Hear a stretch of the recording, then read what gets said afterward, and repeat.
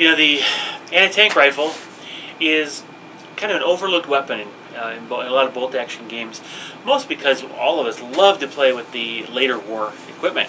And of course, when you have Shermans and Tigers and T-34s roaming around on the table, anti-tank rifle's not going to do much. So why bring it? Well, today we're going to talk about why you might want to bring that.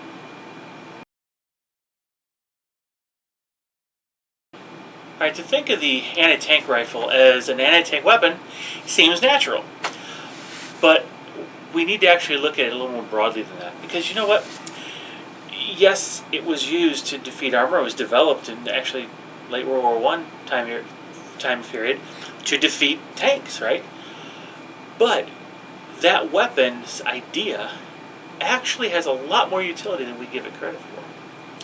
Now, when you're playing early war scenarios, it makes perfect sense to bring in that anti-tank rifle. Of course, you don't have a Panzerfaust or bazooka to bring, so ATR is your only bet. But you know what? That's okay, because most of the armor you're going to face tops out at 7 or 8, right? The occasional 9, especially if the British are bringing their Matilda, or you got the Panzer 3 and 4 on the table. But the anti-tank rifle is still not useless. Now let's even look at the later war. The Russians were still using their anti-tank rifles into 45. Now why? They're facing Tigers and Stugs and all these heavier tanks. Why bring that?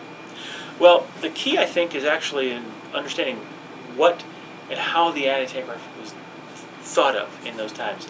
I like to actually use this as an example. When you look at the Polish anti-tank rifle, it wasn't an anti-tank rifle. That's not what they called it. It was called an anti-materiel rifle. And therein lies the key to how to use it on the table.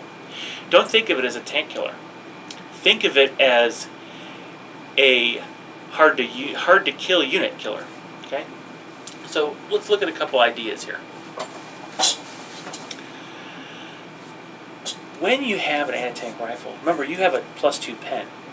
Now, at long range, so over 18 inches, it's only +1 against 7+ or 8+ vehicles.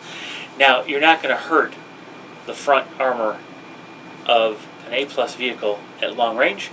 You're not going to hurt a 9+ vehicle at short range. But you can hurt the side armor. You can glance. Now remember, if you can at least glance the vehicle, you will guarantee a pin. So there is some utility in that. But obviously, it's kind of minimal. So let's not think in terms of what tanks can we destroy. Let's think in terms of what can we use it for. And there's two types of targets that these are really good at engaging. One of them are vehicles, and the other is the infantry and artillery. But vehicles, we just talked about tanks. Well, don't think in terms of tanks. Think in terms of every armored transport, which is a 7+, and all of those soft-skin vehicles out there. All the trucks, all the artillery tractors, all the motorcycles, all the jeeps. Those are not armored. So, the half-tracks are, but all the other soft-skin vehicles are not. And here's where the power of the anti-tank rifle comes around, because it becomes an anti-materiel rifle. You do not lose plus your 1 penetration value at long range against soft skin. Instead, it's +2, so you are going to be rolling on the damage table for all those soft skin vehicles on a 4+. That's half the times you hit. That's actually pretty good. That means you're more likely to put extra pins or outright destroy the transport or the armored car. Sorry, not the motorcycle, the machine gun motorcycle, right? Yeah. Now, if it's a half track that's hauling a bunch of units, up the field, you're going to put a pin on it for sure, because you can damage it at any range. You could destroy it on any range. So there is some utility there, and this is where the power of it comes. From when you look at the transport side of things, think of all the times your opponents, or you've seen in bat reps, where the opponent piles in the flamethrower or a pioneer squad or the veteran squad that's really good at, got a bunch of assault rifles or submachine guns, a lot of good up close and personal killy stuff, and they race it up the field with a wheeled vehicle, a soft skin vehicle, to try to dump it off in close range to actually do the work. Well, your anti-tank rifle is well equipped to destroy that vehicle before it gets too close. Yes, you got to hit. Yes, you got to roll on the damage table, but still, as long as it's hitting, we'll talk about hitting in a minute, you're going to be putting pins on it and the units inside. So that flamethrower might have 2 pins on it or more by the time it reaches you, or they're going to be forced to rally instead of disembarking and using it. So let's talk about hitting. Well, I got to hit, right? Yes, but out to 18 inches, you're hitting on a 3+. That's a pretty good threat range. Past that, you're hitting on 4+. A vehicle is not going to be in terrain, so you're more likely than not going to be hitting on 4s or better. Now, if you happens to be an obstacle like a hedgerow or a fence in between you and it, okay, so it's 5s. You're hitting on 5s. But if it's a wheeled vehicle, it's not crossing those obstacles at all. So it's going to have to work its way around them to your position, which means it's going to be delayed. You're going to have more opportunities at a 5+ to hit, and when it opens up, you're going to be hitting on 4s, potentially 3s. So your anti-tank rifle becomes a real threat. Now, let's look at some other targets. Artillery and infantry squads. What better way to put out a machine gun squad or light mortar squad or even an officer squad, than with an anti-tank rifle? Yeah, because sniper's the best way, yes. Or a nice large HE shell, yes. But the anti-tank rifle can serve its purpose here too. Number one, it is a heavy weapon. It has a pen value. Because of that, if you get exceptional damage on which is a 6 to wound, a 6 to followed after that, you can take out an artillery unit completely. That's huge. Now, granted, it's a 1/36 chance, but still, it can happen, and it has. I've done it with a heavy machine gun, taken out an 88. It happens. Okay, I'm not saying you want to put your entire battle plan relying on that, but it's something that's possible. Never discount that possibility.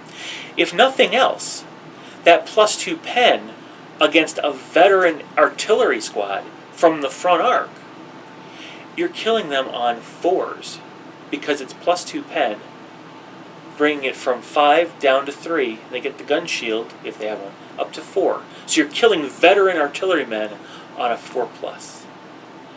If they don't have a gun shield, you're killing them on a 3+. Which brings us to why this is great for the small light mortar or mortar teams or machine gun teams or even the officer teams. Yes, you might have a small team situation going on there. So you're hitting on 5s because of long range and small team. And yeah, if they're in cover, it's at least a 6, maybe super 6s. But when they're open or within short range, you're hitting more likely. And when you hit, you're killing veterans on a 3+. That's a huge deal because that's one of the hard parts of facing veteran squads, is it's hard to take them out. And of course, you don't want to go against a squad with this, or don't use this against a squad. You're wasting its shot. Go against the small things with high value targets. Go after the officer that you could kill on a 1-shot with the 6x6. Put the pins on, kill the officer's team members. If it's a 2-man team, you force an immediate morale check, right? And you're very likely to kill them. If it's a mortar team, you're immediately most likely killing one member. If it's a small mortar team, you're killing half the squad, and it just goes on. That anti-tank rifle becomes a threat. It might not be the game winner, but it's a unit that can put pressure on the opponent. And as long as it's putting pressure on the opponent is going to be thinking about having to deal with it. And if he's dealing with the anti-tank team, which remember is a 2-man team, it's a small target, put him in cover, and best behind a wall, you're hitting on 6+. Or they're hitting on 6+.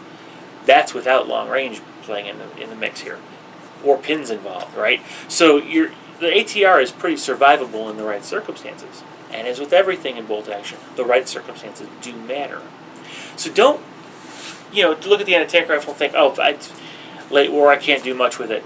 Remember, you can always take out transports. You can always take out artillery teams, you can always take out officers and machine guns and all those non-squad units. So give it a look. Take another look at your list, especially if you're playing the Russian player. You still, because with the Russians at least, there's a reason to bring it in 45 if you're looking at it from a historical perspective. Hey, they did it. Why not emulate that? The half-tracks are definitely going to fall victim to an ATR. But likewise, with some of the Allied units, why not try it? Especially mid-war. Anti-tank rifles are still floating around. Even though they may not have been there at the forefront, they were still there. So, next time you take a look at your list, you got a few extra points to spend. I think it's 30 in most selectors, 30 points. Why not throw one in? If you can't afford the actual full-blown Panzerschreck, bazooka, whatever, throw in an anti-tank rifle. Alright, so hope this was helpful, gave you some ideas. Again, no right or wrong answer, it's your playstyle. I personally like it. I've gotten some good mileage out of the anti-tank rifle. Hope you will too. So, thanks for watching. Share, like, and subscribe, and we'll see you guys in the next video. Bye-bye.